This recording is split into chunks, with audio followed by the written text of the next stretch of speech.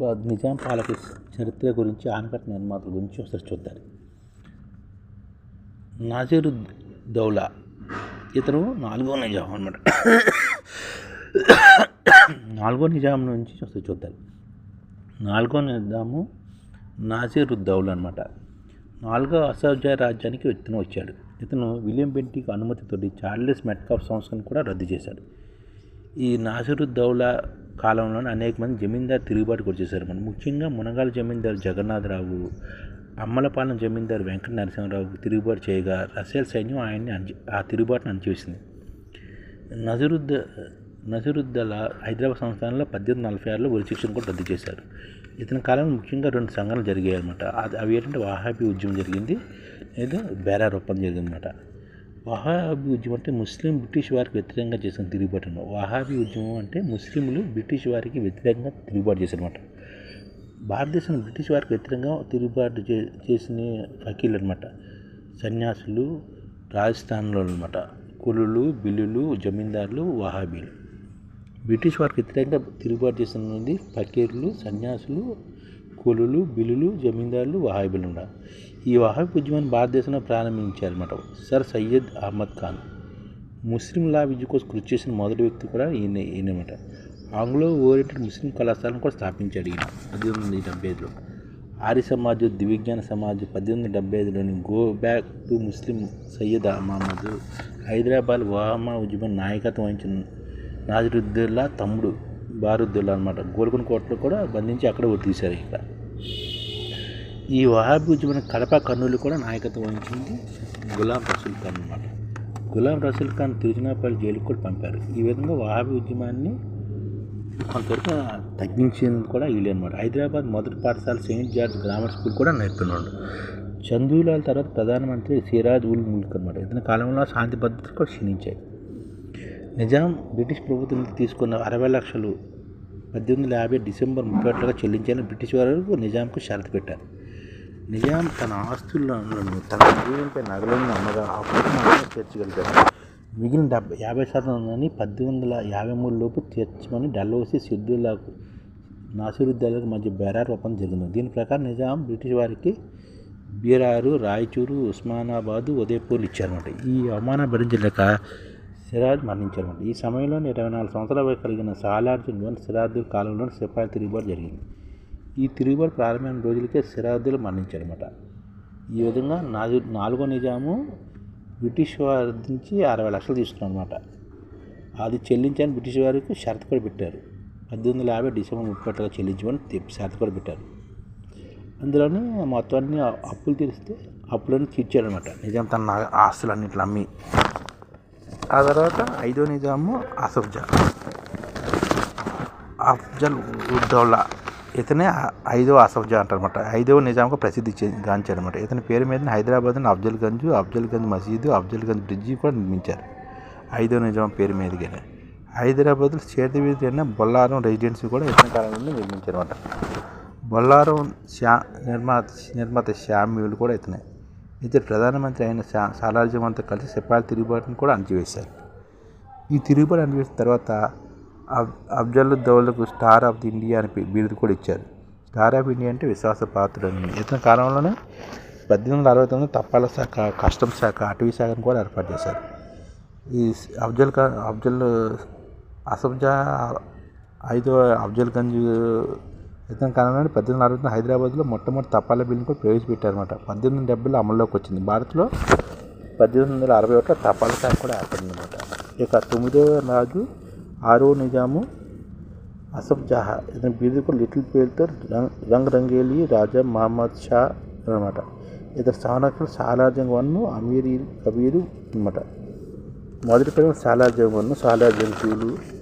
ఇతని 2 ఏళ్ళకే రాజు అయ్యారన్నమాట. 1860 జన్మించాడు. జలరంగ పార్కుగా పేరు తెచ్చుకున్నారన్నమాట. సంస్కరణలు అంటే ఇతనికి 18 ఏళ్ళు నిండిన వెంటనే 1884లో లార్డ్ రిప్పన్ పట్టాభిషేకం చేశాడు. ఈ విధంగా హైదరాబాద్ సంస్థను మొదటి సందర్శించిన అధికారి కూడా లార్డ్ రిప్పన్ అయ్యారన్నమాట. స్థానిక సంస్థల పితామహుడు లార్డ్ రిప్పన్ కాలంలో 1840లో స్థానిక సంస్థల ఎన్నికలు కూడా జరిగాయి. మీర్ మహమూద్ అలీ ఖాన్ రాజు అయిన వెంటనే 19 మంది సభ్యులతో కూడిన లెజిస్లేటివ్ కౌన్సిల్ కూడా ఏర్పాటు చేశారు. ఇతని కాలంలో మొదటి సామ్రాజ్యం అన్ని సంస్కరణలను పూర్తిగా అమలు చేశారు. ఇతని కాలంలోనే ఖమ్మం పరిసర ప్రాంతాలు కోయిజేతి వారు కూడా తిరుగుబాటు చేశారు. చందా రైల్వే స్టేషన్ సంఘటన కూడా జరిగిందన్నమాట. 1870 సాలార్జంగ్ చందా రైల్వే స్టేషన్పై ఒప్పందమే సంతకం కూడా చేశారు. ఆంగ్లేయులు మహారాష్ట్రలోని చంద్రపురం, విజయవాడ వరకు నిర్మిస్తున్న రైలు మార్గము హైదరాబాద్ సంస్థానం గుండా వెళ్ళడానికి నిజాం ప్రభుత్వం కూడా అనుమతి ఇచ్చింది. ఈ అనుమతిని వ్యతిరేకిస్తూ అఘోర్నాథ్ చట్టోపాధ్యాయ, మొల్లా అబ్దుల్ కయ్యము, ఔసంగి అనే వ్యక్తులు ఉద్యమం ప్రారంభించారు. దీంతో నిజాం ప్రభుత్వం వీరిని 3 ఏళ్ళు దేశ బహిష్కరించింది అన్నమాట. తర్వాత 1885లో అఘోర్నాథ్ చటర్జీ నిజాం కాలేజీ మొదటి ప్రిన్సిపల్గా నియమించారు. అఘోర్నాథ్ చటర్జీ ఆ కాలంలో మేధావి అనమాట. ఈయన నిజాం కాలేజీ మొదటి ప్రిన్సిపల్గా నియమించారన్నమాట. యంగ్ మ్యాన్ ఇంప్రూవ్మెంట్ అసోసియేషన్ కూడా స్థాపించాడు అఘోర్నాథ్ చటర్జీ. హైదరాబాద్ రాష్ట్రంలో కాంగ్రెస్ అధ్యక్షుడు మొల్లా అబ్దుల్ కయ్యం కూడా అన్నమాట. అప్పట్లోనే వీళ్ళు మొల్లా అబ్దుల్ కయ్యము కాంగ్రెస్ అధ్యక్షుడు హైదరాబాద్ రాష్ట్రంలోని. Aghornath Chatterjee young man improvement association ప్రారంభించారన్నమాట. ఇతనే నిజాం కాలేజీ మొదటి ప్రిన్సిపల్గా నియమించారన్నమాట. ఈ కాలంలో విద్యారంగం కూడాను గ్లోరియా గర్ల్స్ హై స్కూల్ కూడా స్థాపించారన్నమాట. 1841లో తొలి బాలికల పాఠశాలైన గ్లోరియా గర్ల్స్ హై స్కూల్ కూడా స్థాపించారు. 1841లో మహబూబియా పాఠశాలను, 1843లో ముస్లిం బాలికలకు ప్రత్యేకంగా పాఠశాలను, 1880లో నాంపల్లి బాలికల పాఠశాలను కూడా స్థాపించారు. నాంపల్లి బాలికల పాఠశాల 1884లోని, 1881లో మహబూబియా పాఠశాల, 1881లోని గ్లోరియా గర్ల్స్ హై స్కూల్ స్థాపించారన్నమాట. 1885లో హైదరాబాద్ మెడికల్ కళాశాలను, వరంగల్ ఇంజనీరింగ్ కళాశాలను కూడా స్థాపించారు. ముల్కీ నాన్ ముల్కీ ఉద్యమాలు కూడా ఈ కాలంలో ప్రారంభించారన్నమాట. ఇతని దగ్గర పనిచేసిన పేస్కార్ వికార్ ఉల్ ఉమ్రా ఫలక్నామా ప్యాలెస్ 1884-1999 మధ్య నిర్మించారు. 1895లో ఫలక్నామా ప్యాలెస్ను నిజాంకు బహుకరించారు వరను. 1876లోని చంచల్గూడ జైలు కూడా నిర్మించారు. ఇతని భార్య సర్దార్ బేగం ఈమె కోసం సర్దార్ మహల్ కూడా కట్టించారు. ఇది యూరోపియన్ శైలిని నిర్మించి కట్టారు. ఇది ప్రస్తుతం ఒక మ్యూజియంగా కొనసాగుతుంది. ఈయన కాలంలోనే సత్యం కూడా దురాచారం కూడా చూపారన్నమాట. మూసీ వరదలు 1908 సెప్టెంబర్ 29న 2 రోజుల పాటు భీకర వర్షం కురిసిందన్నమాట. ఈ వరదల వల్ల 1500 మంది చనిపోయారు. రాష్ట్ర నష్టం కూడా జరిగిందన్నమాట. ఆహారాన్ని కూడా ఈ కార్యక్రమం సరఫరా చేశారు. 1805 ఆగస్టు 25న 40వ దినం సందర్భంగా నిజాం హైదరాబాద్లో పబ్లిక్ గార్డెన్ టౌన్ హాల్ కూడా నిర్మించారన్నమాట. అప్పట్లోనే దీన్ని 7వ నిజాం పూర్తి చేశారు. విక్టోరియా మహారాణి Mir Mahboob Ali Khan star of commander కూడా బిరుదిచ్చింది. అనాథ శరణాలయం, Victoria general hospital, Victoria Wales రాజు వచ్చిన టైంలోనే డెవలప్ చేశారన్నమాట. మీర్ ఉస్మానీ కాలం ఇతడు పుట్టింది 1886 ఏప్రిల్ 6న, మరణించింది 1967 ఫిబ్రవరి 24 అనమాట. ఇతను 7వ అసజా బిరుదుతో సింహాసనం అధిష్ఠించారు. ఇతని కాలంలో హైదరాబాద్ అన్ని రంగాలు అభివృద్ధి చెందింది అనమాట. ఇతని కాలంలో పాలనా సంస్కరణలు ఎలా జరిగాయంటే, నిజాం మీర్ ఉస్మాన్ అలీ ఖాన్ 1914-1919 వరకు ఎలాంటి దివాన్ లేకుండా పరిపాలించాడు. ఇతను 7 మంది సభ్యులతో ప్రధానమంత్రి అధ్యక్షున ఒక మండలిని నియమించుకున్నాడు. శాసన వ్యవస్థ నుంచి న్యాయ వ్యవస్థ వరకు ఇతను వేరు చేసి ఘనత దక్కిందనమాట. భారతదేశం మొత్తం శాసన వ్యవస్థ నుంచి న్యాయ వ్యవస్థను వేరు చేసిన సంస్థానంగా హైదరాబాద్ సంస్థానం మాత్రమే ఉండేది. నిజాం తన రాజ్యాన్ని కింది విధాలుగా విభజించారు. రాజ్యము, సుబాలు, జిల్లాలు, తాలూకాలు, గ్రామాలు. రాజ్యము, సుబాలు, జిల్లాలు, తాలూకాలు, గ్రామాలుగా ఉండేదన్నమాట నిజాం కాలంలో రాజ్యాన్ని. నీటిపారుదల వ్యవస్థ ఉస్మాన్ సాగర్, గండికోట ఆనకట్టని 1919లోనే నిర్మించారు. అలాగే 1927లోని వేసా నదిపై హిమాయత్ అలీ ఖాన్ పేరు మీద హిమాయత్ సాగర్ కట్టించారు. ఈ 2 ఆనకట్టలు హైదరాబాద్ నగరం తాగునీటి అందించే కాలంలోనే. 1922లో పోచారం రిజర్వాయర్ను నిజామాబాద్లో నిర్మించారన్నమాట. 1922లోని పోచారం రిజర్వాయర్ను నిజామాబాద్లో నిర్మించారు. 34 లక్షల ఖర్చుతో నిర్మించి 13,000 ఎకరాల భూమి సాగులోకి అందించారన్నమాట. నిజాం సాగర్ ఆనకట్ట 1927 నుంచి 37 మధ్య నిర్మించారు. ఈ ప్రాజెక్టు నిజామాబాద్ జిల్లాలోని అచ్చంపేట గ్రామంలో మంజీరా నదిపై కట్టించారు. ఇది నిజాం నిర్మించిన ఆనకట్టలో అతిపెద్దది, గొప్పది. నిజాం సాగర్ ప్రాజెక్టు 7,75,000 ఎకరాల సాగునీరు అన్నమాట.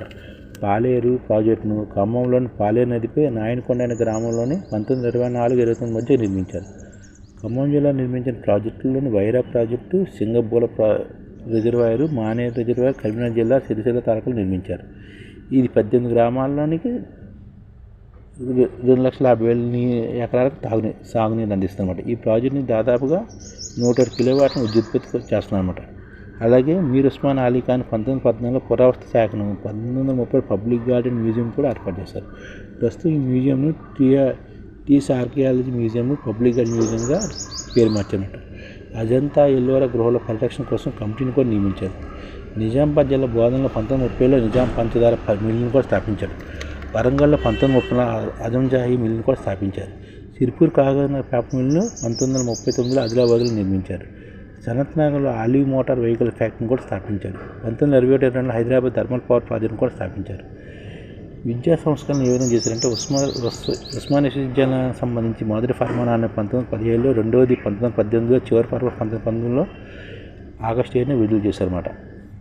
మొదటి వీసీ మౌలి మహబూబ్ ఉమర్ రెహమాన్. ఇది దక్షిణ భారతదేశంలో 3వది అన్నమాట. దేశంలో 7వ యూనివర్సిటీగా అప్పట్లో ఉండేది. దేశంలో మొదటి విశ్వవిద్యాలయం మద్రాస్ యూనివర్సిటీ అయితే ఉండేది. 1850లో దేశంలో మొదటి విశ్వవిద్యాలయం మద్రాస్ యూనివర్సిటీ అనమాట. ఆ తర్వాత దేశంలో 7వ యూనివర్సిటీ కింద ఇది ఉస్మానియా యూనివర్సిటీ వచ్చిందనమాట. ఇది దక్షిణ భారతదేశంలో 3వ యూనివర్సిటీ కింద ఉండేది. ఆర్ట్స్ కళాశాల 1938లో స్థాపించారు. హైదరాబాద్ మొదటి బ్యాంక్ ఆఫ్ బెంగాల్ శాఖను 1869లో హైదరాబాద్లో ఏర్పాటు చేశారు. ఈ బ్యాంకులే 1920 నాటికి ఇంపీరియల్ బ్యాంక్ ఆఫ్ ఇండియాగా మారి ప్రస్తుతం హైదరాబాద్ బ్యాంక్గా పనిచేస్తున్నారు. మీర్ ఉస్మాన్ అలీ ఖాన్ 1900లో పారిస్లో జరిగిన ఎగ్జిబిషను, 1903లో Delhi exhibition, 1935 Osmania graduation association ఫంక్షన్లను వస్తువును ప్రదర్శించారు. మీర్ ఉస్మాన్ అలీ ఖాన్ పరమత సహనం కలిగిన రాజు. ఇతడు భద్రాచలం తిరుపతి దేవాలయాలకు నిధులు కేటాయించాడు. అజంతా ఎల్లోరా 1000 స్తంభాల గుడి రామప్ప రక్షణ కోసం చర్యలు తీసుకున్నాడు. ఇతను సాయం పొందిన దేవాలయాలు మాదన్నపేట, శంకర్బాగు, గోల్నాక, గౌరీపద్ దేవాలయాలు కూడా సాయం చేశాడు. ఇతడు 1919 ముల్కీ నిబంధనలు ఫర్మానం విడుదల చేశాడు. ముల్కీ స్థానికులు ఉన్నంత వరకు ప్రభుత్వం స్థానికతలకు ఎలాంటి అవకాశం ఇవ్వద్దని అర్థం అనమాట. ఈ విధంగా నవాబులు భారతదేశాన్ని 4వ నవాబు, 5వ నవాబు పరిపాలించిన విషయం అనమాట.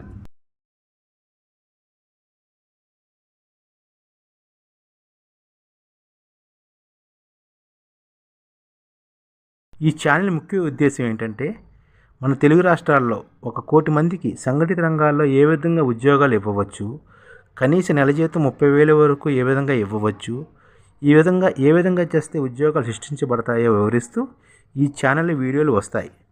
అలాంటి వీడియోలు మీకు కావాలంటే మన ఐడిఎఫ్ భాస్కర్ ఛానల్ని సబ్స్క్రైబ్ చేసుకోండి. ఐడిఎఫ్ అంటే ఇండియన్ డెవలప్మెంట్ ఫోర్స్. ఈ వీడియోలు చూసిన తర్వాత మీకు నచ్చితే లైక్ చేయండి, మీ ఫ్యామిలీ మెంబర్స్కి షేర్ చేయండి, మరియు మీ ఫ్రెండ్స్కి షేర్ చేయండి. Thank you. నమస్కారం.